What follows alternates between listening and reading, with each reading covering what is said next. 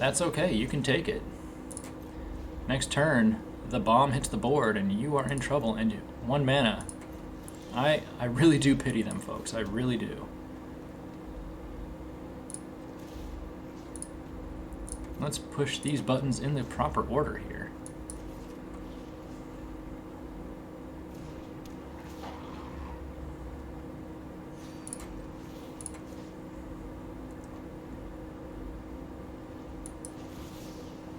This will, of course, flip it back to daytime, but I'm going to get the Vigilance and Trample counter and the 2 1/1 counters, and there goes the opponent.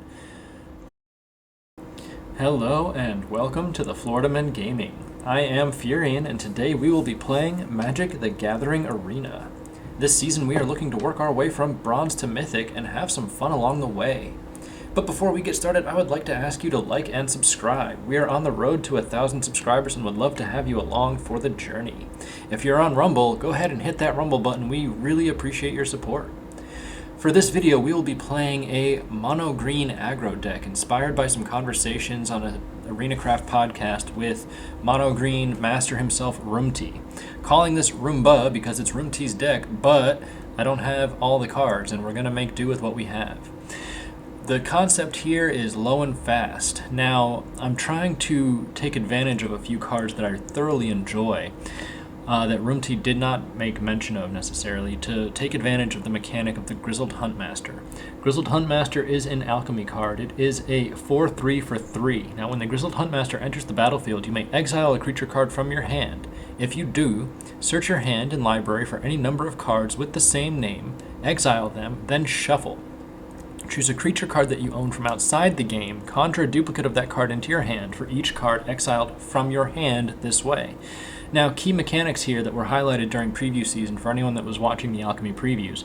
This only conjures cards based on what you exile from your hand. So it does not make a lot of sense to go digging through your deck to find creature cards to exile because it does not generate 4 copies of anything by doing so. You gain no additional advantage that way. We are going to use the Grizzled Huntmaster to reach into the sideboard and look for a copy of any one of these bomb creatures. First one, the Lupine Harbingers. Now, this particular card I only have 1 copy of. In the initial running of this deck, this card was in the main deck.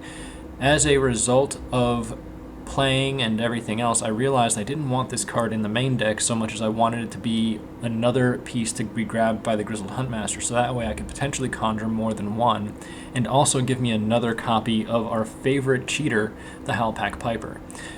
But back to the sideboard, we're dealing with 1 copy of the Lupine Harbingers, 1 copy of Toski, Bearer of Secrets, 1 copy of the Ulvenwald Oddity, 1 Froghemoth, 1 Avabruck Caretaker, 1 Tovolar's Huntmaster, and 1 Vorinclex, the Monstrous Raider.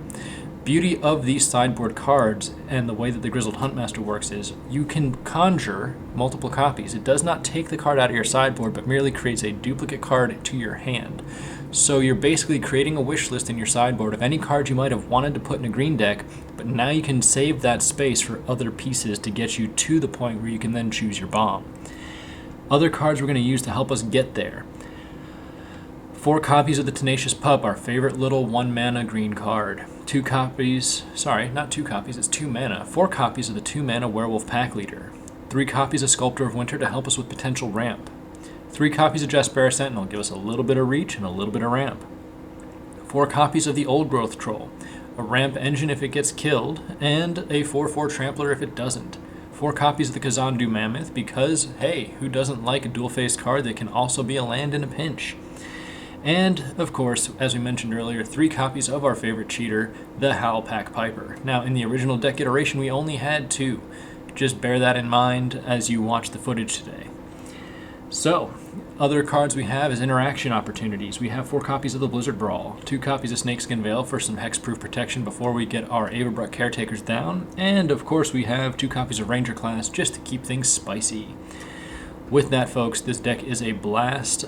We will see you in the gameplay footage. We have an opponent. This is what we're looking for. This is the game plan right at its heart. Drop a Grizzled Huntmaster on 3 and start picking the back of our deck for anything we might want. Let's just get a quick look at our sideboard as a reminder. Froghemoth, Hallowhenge, Wrangler, Tovolar the Huntmaster, Caretaker. We have a number of bombs hiding in the sideboard that we can generate copies of. I'm going to go ahead and lead on one with the Tenacious Pup. We are now 2 turns away from our next big move, unless we draw... There's another pup. We're going to go ahead and hold that. That way we can overcharge the Huntmaster and then overcharge the Old Growth Troll within another turn.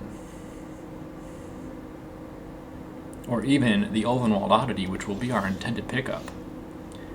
Lair of the Hydra, that is good. Opponent has played a tapped land showing Esper colors. Could be clerics, could be any number of things. Let's go ahead and exile this pup. And we will end the search. If it is something other than a clerics deck, I do want to have the Caretaker's hexproof on deck. Question is, will we get to the mana in time?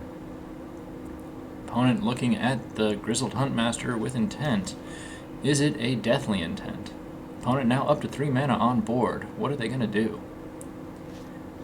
There's a Dread Fugue, and there goes our Caretaker. Oh, I lied. They didn't cleave it. There goes our Old Growth Troll. I lied again. I can't math. Now the opponent knows what they want to do. We're going to go ahead and play out the Old Growth Troll, see if we can avoid the Jawari. But by playing the tapped land, we did not leave ourselves in a good spot for that. That's fine. That served its purpose, and we now have the mana we're going to need to get the Avabruck down. Pending, of course, potential removal.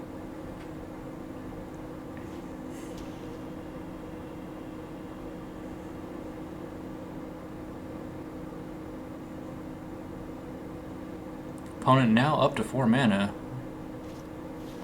And they drop a Celestis. Interesting. Not entirely sure what their game plan here is. Could be wolves, but at this point it is very hard to say. I'm going to go ahead and swing in for 5. And we'll hold. Opponent now going to do some hand fixing. What do they discard? So far we've just seen some disruption and some direct attacks. There's another Dread Fugue in the bin. Opponent electing not to cast it. Shadow's Verdict, they're going to wipe the board. And they tapped all the way down, which is good for us. As the Caretaker can now come down unopposed on the night side. 8/8. Everything gets hexproof. You're going to need to wipe the board, pal.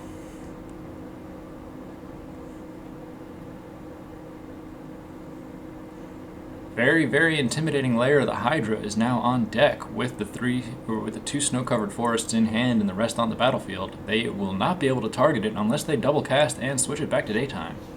There's another Dread Fugue. Congratulations, you're staring at lands. That is a big mana burn, and you cannot flip the day-night cycle.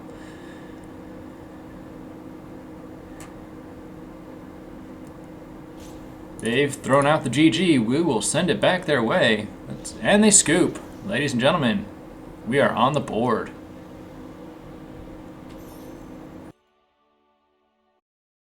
We have an opponent in the name of love.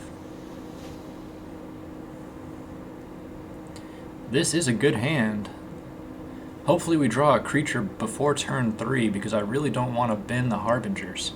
The 2 Ranger classes will give us some good board presence to just hold things at bay depending on what the opponent's playing out against us, and based on the sleeves we could be facing off against Gruul werewolves or just any type of werewolf deck right from the get-go here. So they have elected to keep. The opponent does go first. We're going to get our first look at what they're trying to do.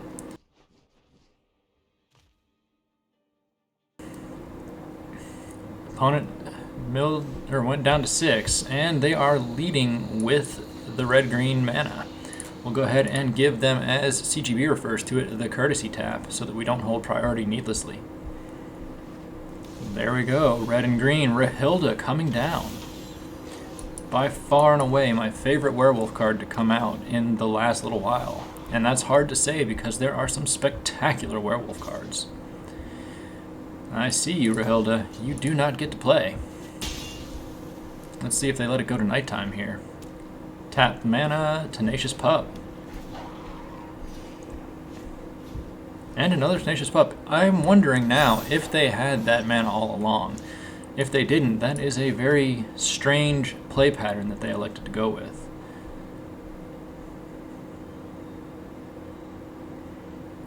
Do I want to do this? You know what? I'm going to go ahead and do this because I will be able to play through the Rahilda, at least as it stands currently. We're going to go ahead and end the search. And we're going to pick up the Avabruck Caretaker. This will be a devastatingly nasty card, especially as we have the mana already on tap ready to go. Now, as long as it doesn't flip to day-night with a spell, we will be in an okay position here. They are looking like they want to target me, though, so they may have removal. There's an Ascendant Pack Leader. Their hand is getting pretty big here.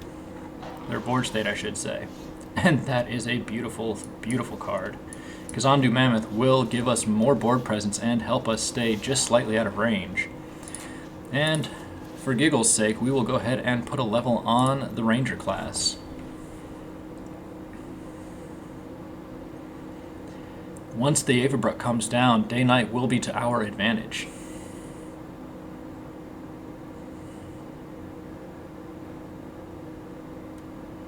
This deck is not running much in the way of Ranger class. We now have both of them on the board.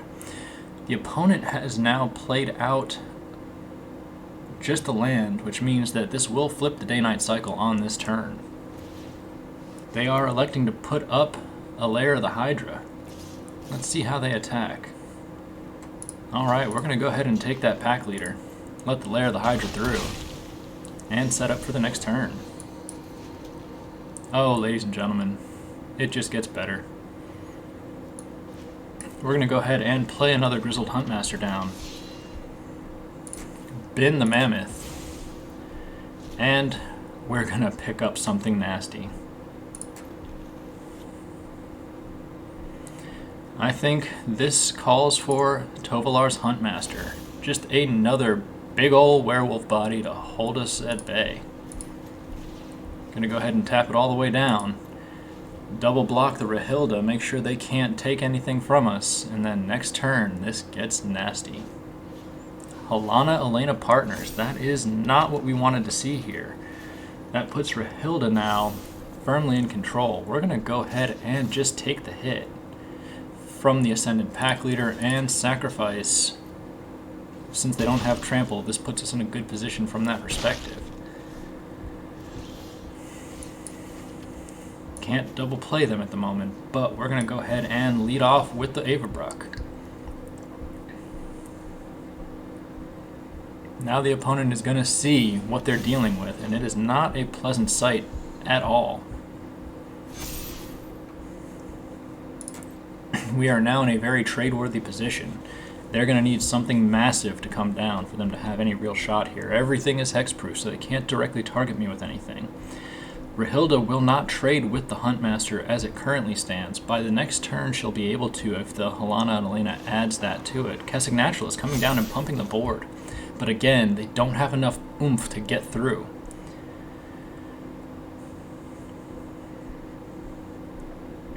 Where do you put your counters? Do you pump the Lord of the Ulvenwald?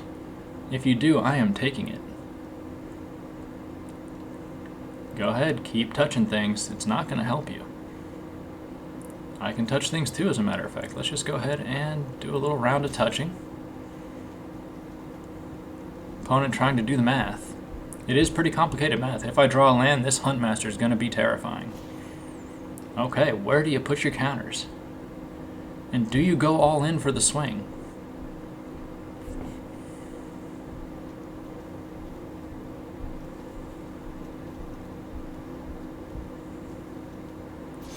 The opponent elects to pump the Tenacious Pump. They're going all in. We're looking at 11 damage coming down. That is a big hit, but we're about to fill the board with pups. They don't have any pump spells, so for the most part, we're in okay shape.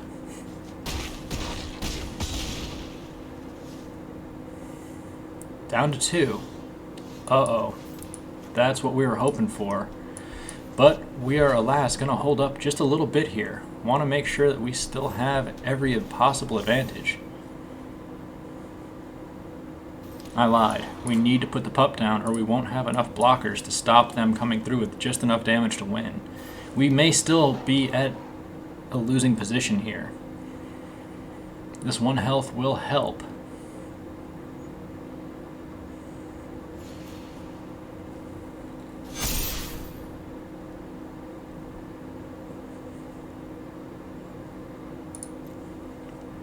Day-Knight's gonna flip.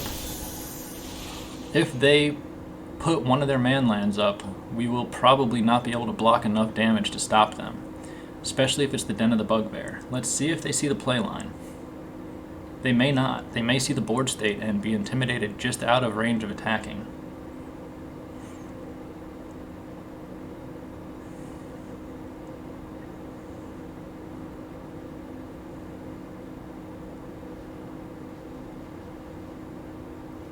I think they figured it out. We played this out a little too slowly and a little too cautiously for our own good. Let's see what they're doing. They have not quite figured it out. I'm not going to touch anything. I'm going to let them... Yep, there's the math. They've got it. Let's go ahead and put up blockers anyway. Go ahead and sacrifice the Tenacious Pup. We'll take you. Do we need to take you? No, not necessarily. We'll take you. We'll definitely take you.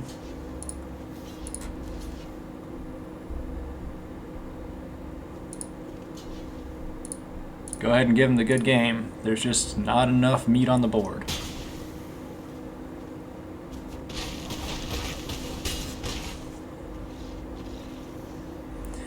Well, you want to be mad. But at the end of the day, you can't really be mad. They played everything well. We both had good draws, and it just didn't turn out in our favor. We have an opponent, and I forgot to push record when this video started, so this is the hand we elected to keep.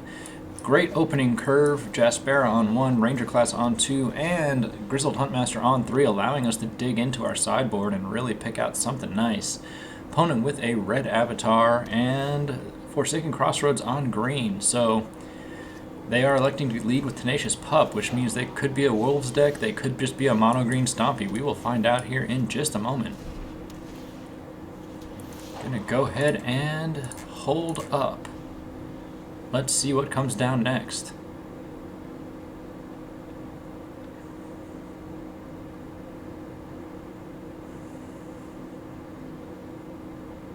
Opponent taking their time. Alright, we're looking at green-white and the double Tenacious Pup. Interesting. Teeing up their next move. Opponent electing to hold. That right there is a glorious pickup. With that, we will now be able to buff the Grizzled Huntmaster, and we'll tap down the Tenacious Pup, which just entered the board. With that, I had no creatures in my hand. That is an oversight. Ladies and gentlemen, you live, you learn, you forget how your cards work sometimes. Alright, opponent now up to 3 mana. What do we have coming down? Could be a Brutal Cathar, or a Prosperous Innkeeper. Hey, you do you, boo. 5/4 Trample will be ramping up pretty scarily here in just a moment. Voice of the Blessed. Interesting that they elected to play the Innkeeper first and not give the 1/1 counter there. It's not my hand to make the call. We're going to go ahead and bait out a switch. Make ourselves big and juicy. Let's see if they try for a multi-block here. I've got the Snakeskin Veil on reserve.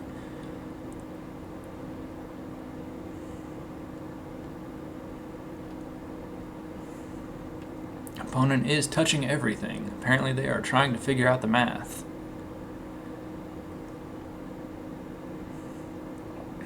Do they go for the double and go right to 5, or do they play security and block with everything? They are going for 1. Nope, they've changed their mind again. Ladies and gentlemen, let us never forget, math is for blockers.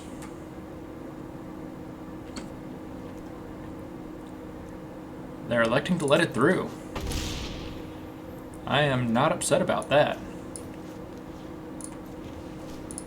Go ahead and put the Tenacious Pup on the side. Grizzled Huntmaster will continue to grow with each attack, which is nice for us, as that Voice of the Blessed could very quickly scale out of our ability to deal with it. Now the only thing we have to worry about is exiles and removal. There's the Cathar, and there's that exile we were talking about. Let's see if they attack in with that Voice of the Blessed. That is a trade I am happy to make. They're not in the air yet. Do they tap it down? They let it go. And that will be a mistake on their part.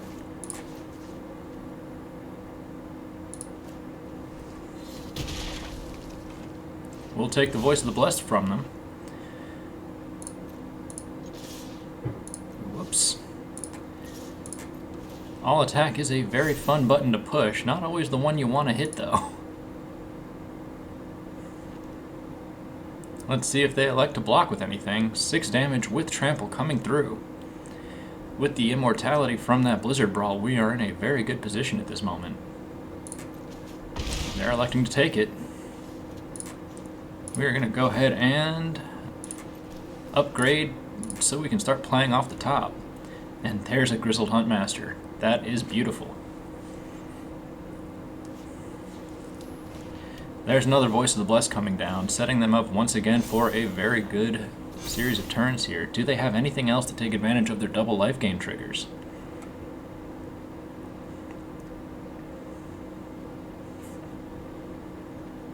It does not appear to be the case at this time.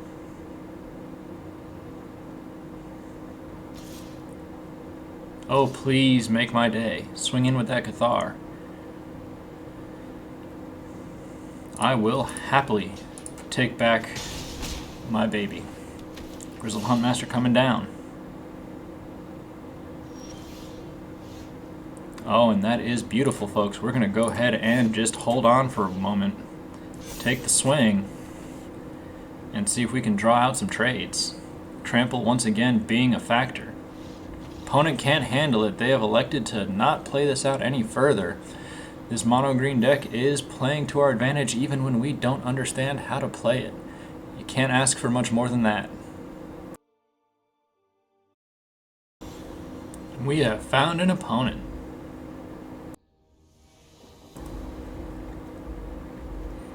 This is an interesting hand. We have all of the component pieces we want to try and work our combo. We're going to go ahead and lead with a Jaspera Sentinel and follow it up with a Kazandu Mammoth down as a land. That way we can play into the Grizzled Huntmaster, dump the other Kazandu Mammoth, and make our way towards our designated goal of getting the Howlpack Piper down on time. Opponent may be playing a burn strategy, so I don't know if our timing is going to allow us to play out the way we want to.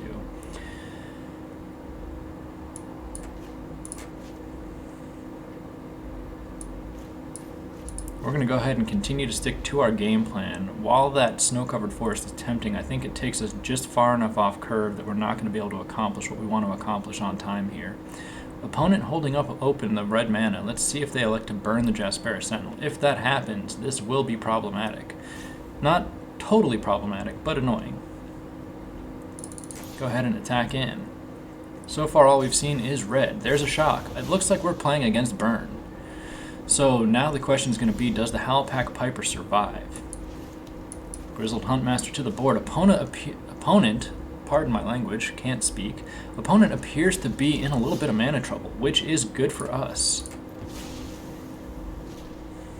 And seeing as how they are burning incessantly, we're going to go ahead and bring, once again, our favorite bad girl, the Avabruck Caretaker, into position.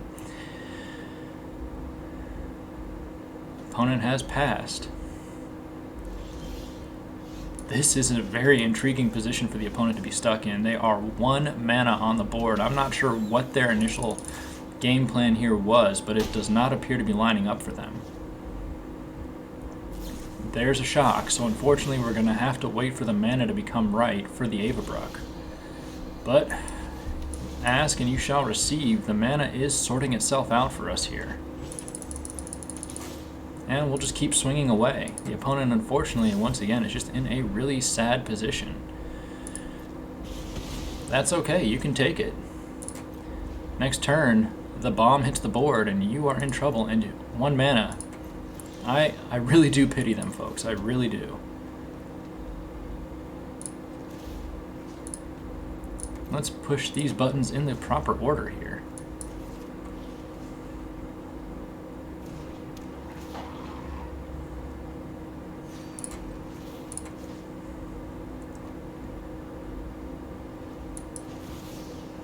This will, of course, flip it back to daytime, but I'm going to get the Vigilance and Trample counter and the 2 1/1 counters, and there goes the opponent.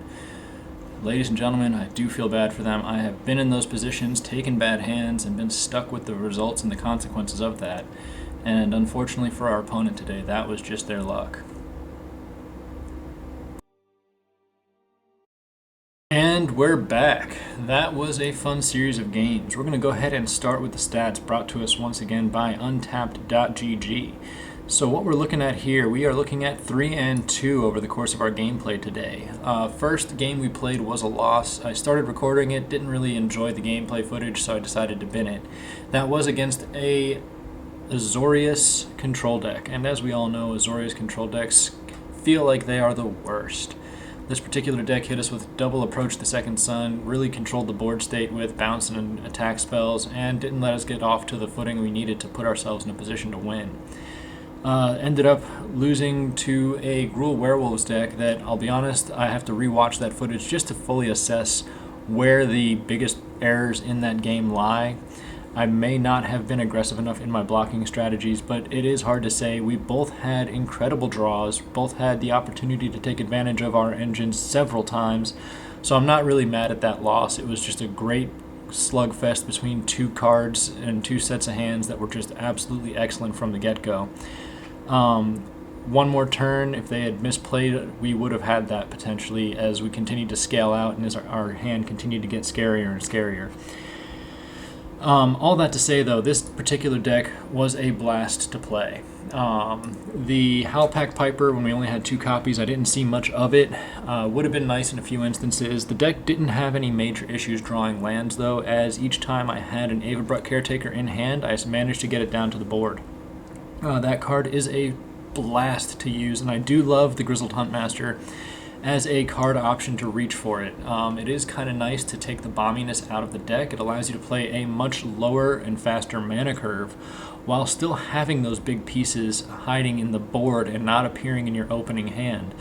I do know that there is, I think it's Rich G, I could be mistaken on that, but he calls himself the unluckiest Magic player in the world, who puts often a number of high mana bombs as one-ofs in his deck, and usually puts 2 or 3 of them in his opening hand based on the shuffler, just absolutely hating him. All that to say, though, this deck was a blast to play. I highly recommend putting together some version of this. Again, key piece of this deck is, of course, the Grizzled Huntmaster. If you're not on with this card yet, you should be. Bear in mind, though, as you'll see in one of the games, or as you saw in one of the games, my apologies, this particular creature, you have to have a creature in hand or it does not trigger. It's not just a hit the board and conjure, it is a exile and conjure. So I did play it out at one point, as you saw, forgot the mechanic and how it worked, and as a result, I think that was actually the Gruul Werewolves game, and that's probably why we lost, is we didn't play it for its mechanic and optimize it in that way. But with that, folks, this is Furion from the Florida Men Gaming, signing off.